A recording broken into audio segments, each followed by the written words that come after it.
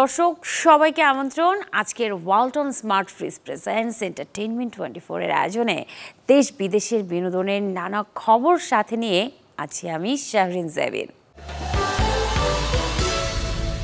কথা ছিল শুক্রবার খোলা মাঠে গান শোনাবে পাকিস্তানের ব্যান্ড জাল, কিন্তু সেই আয়োজনে বৃষ্টি বাধা হলেও হয়নি পণ্ড। শনিবার সন্ধ্যায় নিজের জনপ্রিয় সব গানে হাজার দর্শক মাতান গওহর মমতাজ।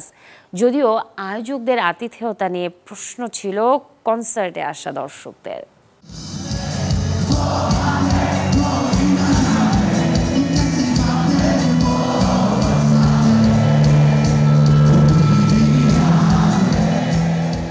দীর্ঘ প্রতীক্ষার পর ঢাকার মঞ্চে পাকিস্তানি ব্যান্ড জাল।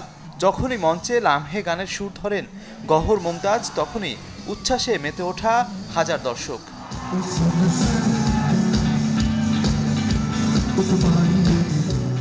14 বছর পর ঢাকায় গাইতে এসেছে জাল ব্যান্ড। তাদের কেন্দ্র করেই আয়োজন লেজেন্ডস অফ দ্য ডিকেড শিরোনামের এই কনসার্ট। ঘোষণার শুরু থেকে আয়োজনটি নিয়েছিল ব্যাপক দর্শক আগ্রহ। আমরা ছোটবেলা থেকে জালের গান শুনেছি, so we have been like really looking forward to this concert. জাল দ্য ব্যান্ড অনেক বছর পরে বাংলাদেশে আবার আসছে, so we are very excited about this. খুব ইমোশনাল হয়ে গেছিলাম আর খুব প্যারাও লাগতেছিল যে কনসার্টটা অ্যাটেন্ড করতে পারবো কিনা। তবে যমুনা ফিউচার পার্কের নর্থ কোর্টে কনসার্ট শুরুর পর বিশৃঙ্খলা ছিল চোখে পড়ার মতো, যা মাঝপথে বন্ধ রেখে আবার শুরু হয় সেনা হস্তক্ষেপে। ম্যানেজমেন্ট ভালো না, বিকজ আমরা একটা টিকিট কেটে এসেছি, বাট সবাই ঢুকে গেছে উইদাউট এনি টিকিট। বাবা থেকে আর কি জাল ব্যান্ডের গান শোনা হয়, সায়নী গানটা শুনতে আসছি, কিন্তু ম্যানেজমেন্ট এতই বাজে যে আমি চলে যাব কিছুক্ষণের মধ্যে। যতটুকু যেটা পারছি উই আর গ্ল্যাড, বাট অপ্রত্যাশিত একটা ভিড়, এটা আসলে আমরা এক্সপেক্টও করি না। এখানে এখন বাইরে কোনো সিকিউরিটি নাই, যে পাচ্ছে সেই ঢুকছে। যদি যে ইচ্ছা ঢুকতেই পারলো, তাহলে আমরা 3000 টাকা করে টিকিট কেন কিনে ঢুকলাম?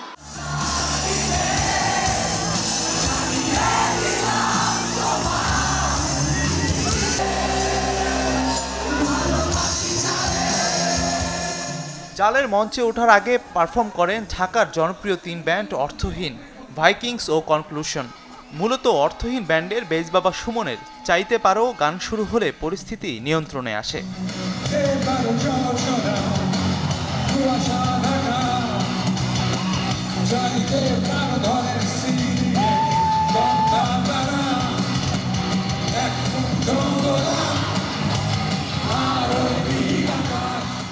কনসার্টে আগতদের প্রত্যাশা, আগামীতে এমন আয়োজনে আরও দায়িত্ববান হবেন আয়োজকরা। মাজহারুল ইসলাম তামিম, চ্যানেল 24, ঢাকা। অভিনেত্রী থেকে পরিচালক হয়েছেন লাক্স তারকা কুসুম শিকদার। আগামী 11 অক্টোবর প্রেক্ষাগৃহে মুক্তি পাবে তার পরিচালিত প্রথম ছবি শরতের জবা। অভিনয়ের পাশাপাশি যেটি প্রযোজনাও করেছেন তিনি নিজেই। নিজের অভিনীত পরিচালিত প্রযোজিত সিনেমাটি সম্পর্কে বিস্তারিত জানাতে শনিবার দুপুরে সংবাদ সম্মেলন করেছেন কুসুম শিকদার, যেখানে শরতের জবা মুক্তির আনুষ্ঠানিক ঘোষণা দেন তিনি। নিজের লেখা বই অজাগতিক ছায়া থেকে গল্পটি চলচ্চিত্রের পর্দায় তুলে এনেছেন নায়িকা। কুসুম শিকদার ছাড়াও চলচ্চিত্রটির বিভিন্ন চরিত্রে অভিনয় করেছেন জিতু আহসান, ইয়াশ রোহান, নিদ্রা দে নেহা, শহীদুল আলম সাবচো। পরিচালনা প্রযোজনা অনেক বড় ব্যাপ্তির একটা কাজ, অনেক গভীর, অনেক দায়িত্বের এবং অবশ্যই অনেক পরিশ্রমের। এখানে পুরো ইউনিট, পুরো টিমের সাথে একটা ইউনিটি থাকতে হয়, সম্পর্ক থাকতে হয় এবং একসাথে সব কিছু করতে হয়। তাহলে কেন শুধুমাত্র আমাদের ইন্ডাস্ট্রি বন্ধ থাকবে, কেন সিনেমা হল বন্ধ থাকবে, কেন সিনেমা মুক্তি পাবে না?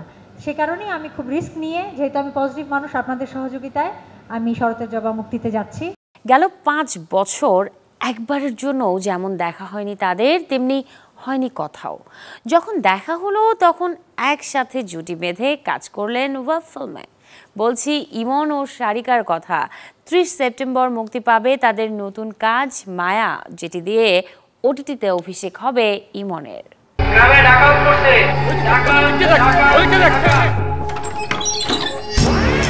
পারিবারিক টানাপোড়েন সাথে বর্তমান সময়ের নারীদের সংগ্রামের গল্প নিয়ে তৈরি হয়েছে ওয়েব ফিল্ম মায়া। রায়হান রাফির পরিচালনায় যে গল্পে জুটি হয়েছেন ইমন সারিকা। কেন ইমন সারিকা নিজেদের জড়ালেন মায়ায়, এমন প্রশ্নে গল্প আর নির্মাতাকে প্রাধান্য দিলেন এই দুই শিল্পী। রায়হান রাফি এই সময়ের অবশ্যই একজন মেধাবী ডিরেক্টর এবং উনি ওনার কাজে বারবার প্রমাণ করছেন। ওনার প্রথম কাজ থেকে শুরু করে লাস্ট কাজ ছিল তুফান। সো ওনার প্রত্যেকটা কন্টেন্টই একটা আরেকটাকে ছাড়িয়ে যাচ্ছে।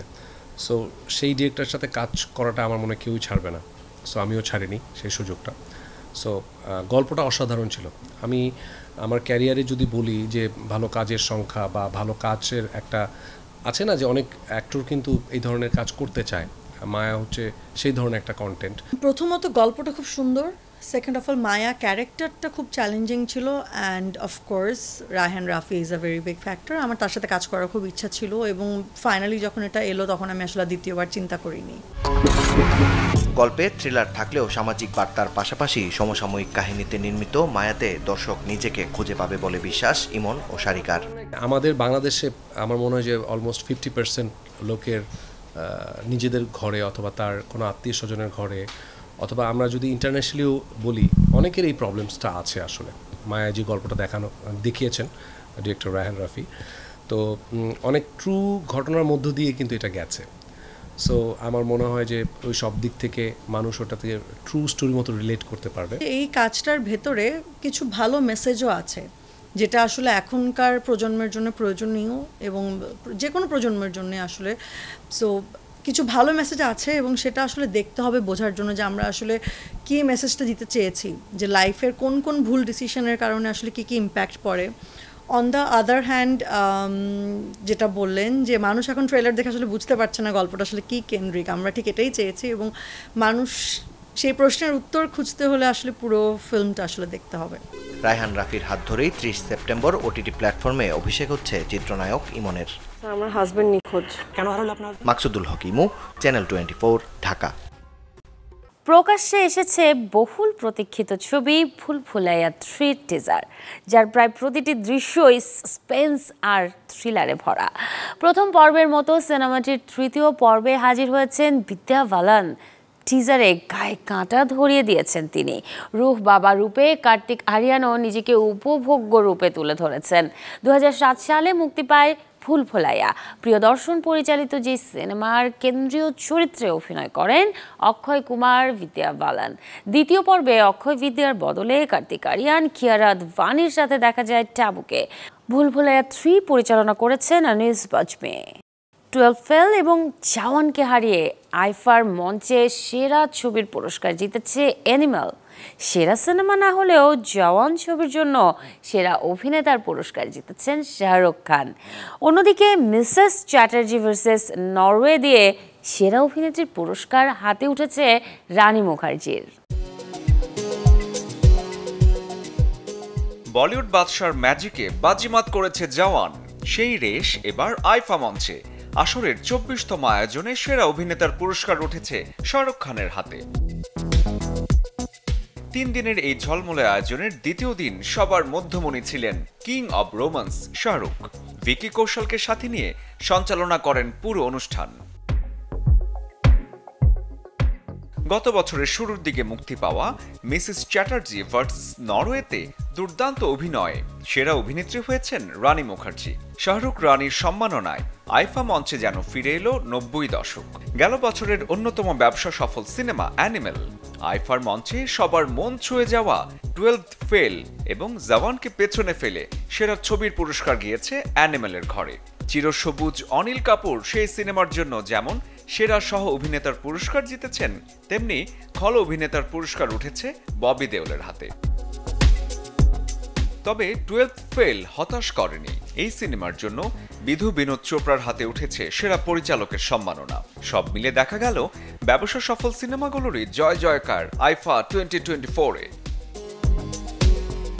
এছাড়াও ফিল্ম ইন্ডাস্ট্রিতে 25 বছর পূর্ণ করার জন্য বিশেষভাবে সম্মান জানানো হয় পরিচালক করণ জোহরকে। আর ড্রিম গার্ল হেমা মালিনীকে ভারতীয় চলচ্চিত্রে অসামান্য অবদানের জন্য দেয়া হয় বিশেষ সম্মান।